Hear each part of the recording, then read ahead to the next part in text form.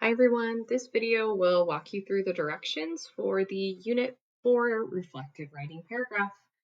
First, quick reminder that you should be using 100% your own original work and ideas. We should not be completing any research. We shouldn't be asking AI to come up with ideas for us. I know you guys know, not to ask AI to do something for you, but that also includes using editing tools like Grammarly or Microsoft Editor that's embedded in Word. So please, just stick to a basic spell check. Do not use tools like that to edit your writing so that we can help you to see kind of what we need to work on with writing. Okay.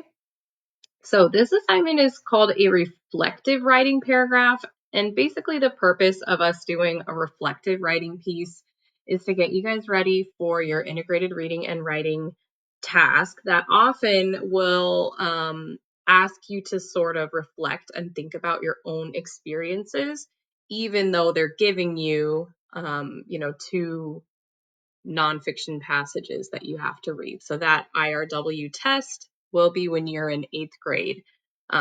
So basically, we want you guys to kind of be thinking of and making connections to what you've read, but not necessarily writing about what you've read. So this piece says, what is reflective writing? When you write a reflection, you write your thoughts about something rather than writing a summary or description of that something itself. So reflective writing is making connections between what you've read and your own thoughts, opinions, and experiences.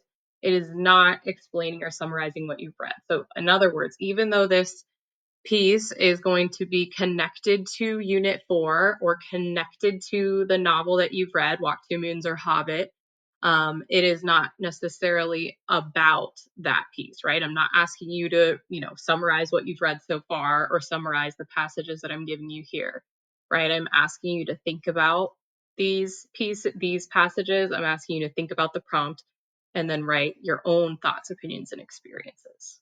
Okay.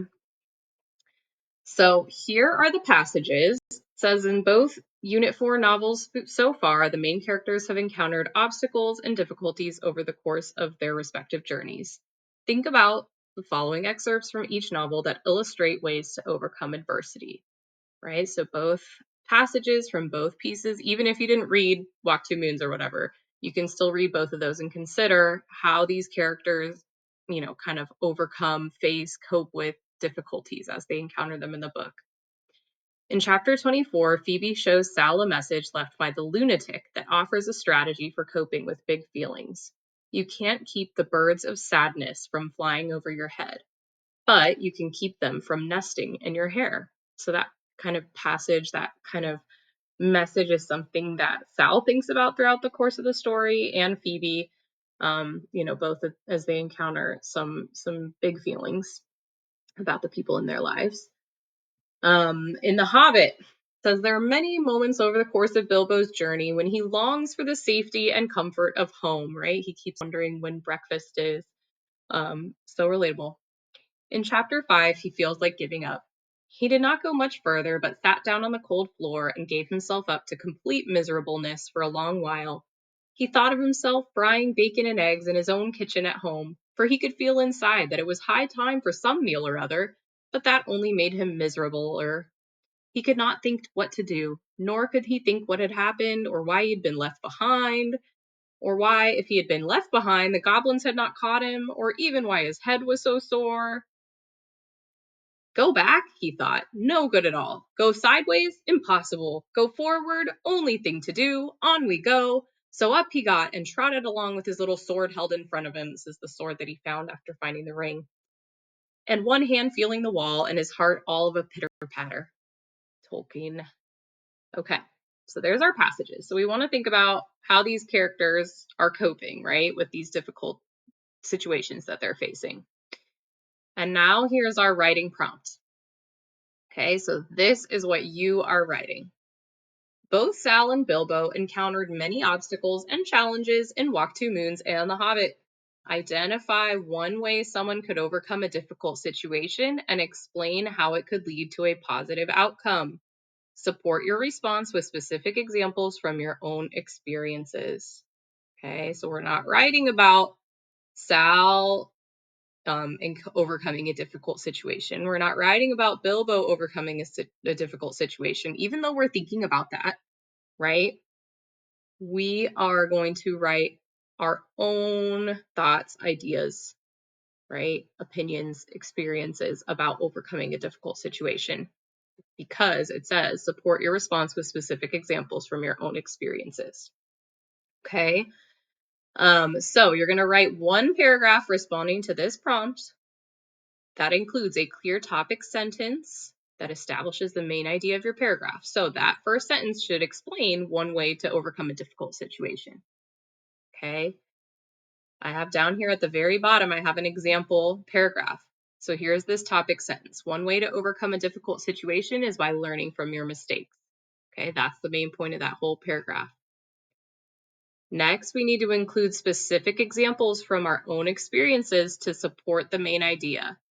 Okay, make sure they are fully developed and explained. We're not just listing them, right? We want to explain how the strategy, the support, the way you identified in your topic sentence could lead to a positive outcome by including examples from your own experiences.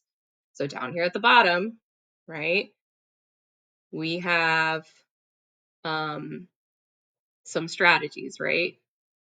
In ELA, I didn't use my graphic organizer, got a low score on my essay. The next time I submitted an essay, I made sure to complete the organizer before submitting my essay, and the score was much higher, right? So we've both explained what was the mistake and how that mistake and how learning from that mistake, right, led to a positive outcome. So we're fully explaining all these specific details and examples from our own experiences. And all of these specific details and examples illustrate this strategy that was identified up here in the topic sentence. Okay.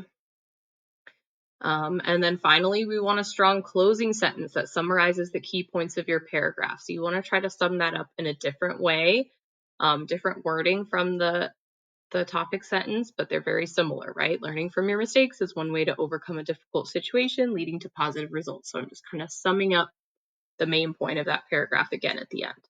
Okay. Down here, we have a graphic organizer that can help you kind of plan your ideas of what you want to write about. You have how to submit assignments in Canvas. So if you're using a program other than Microsoft Word, you'll need to download as a PDF first. There's directions there for you. There's another video about writing a hamburger paragraph. Your rubric will explain how we're going to grade it, right? Should have a topic sentence, fully, clearly supporting the main idea, lots of supporting details. They're all about that same topic. They're organized. We got a closing sentence, and we've proofread for spelling, grammar, mechanics, punctuation. You guys have been working on run-ons in Canvas, so hopefully I'm not seeing a ton of run-ons there. Any questions that you guys have, please feel free to email your teacher. And again, we've got this full example paragraph down here at the bottom for you guys to kind of follow along with, look at as an example.